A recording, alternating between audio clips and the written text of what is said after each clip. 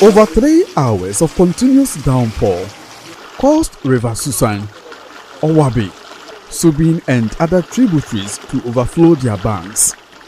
Asokwe Mampong Sepetimpom, Kumasi Barkase Ofinsu roads, among places were blocked for several hours as they were taken over by flood waters.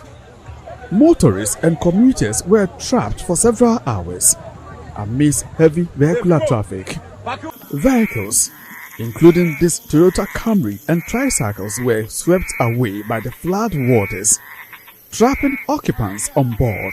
The vehicle was just something tiny for the force of the water. In the Asokwe Mampong municipality, a brave young man rescued 5 people trapped in a Toyota Camry vehicle swept away by flood waters at Asabi Junction. The occupants could not even remove the ignition key. It is left in the vehicle. My brother, would you even bother to think of your key once you have been carried away from the main road to this part? I believe by that point, all that they were thinking about is them dying. But with God's help, the guy was able to come in to open and got those guys out. The exact spot recorded 6 flood-related deaths about 2 years ago. Assemblyman for Sepetimpom, Kwame Nkrumah Atta, is full of praise to Mr. Abedi for that life-saving intervention. About 3 years ago, there were containers all over, and we experienced such floods, and 6 people died around this area. Those who were commuting from the central market to their various houses were also locked up here.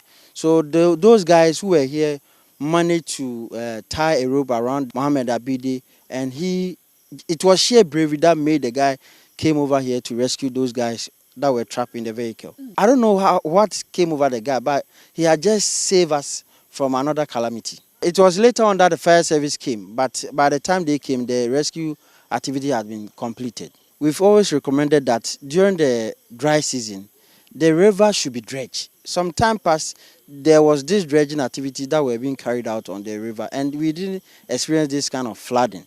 So once I believe that we must continue with the dredging, so that when it's rainy season, there will be enough space for the waters to flow through.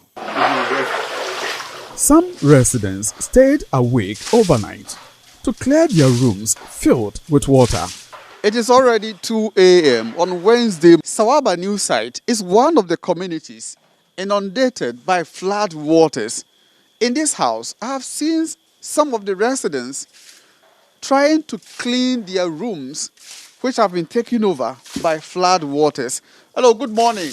Good morning, boss. What is happening here? When I get home, my room was flooded, so I'm trying my possible best to see if I can clean it up and then get somewhere to sleep right. But is it possible? I can't tell for now, but I'm trying my best. It has almost destroyed half of my clothes. My mattress, even the water too has entered it, and they have taken it out.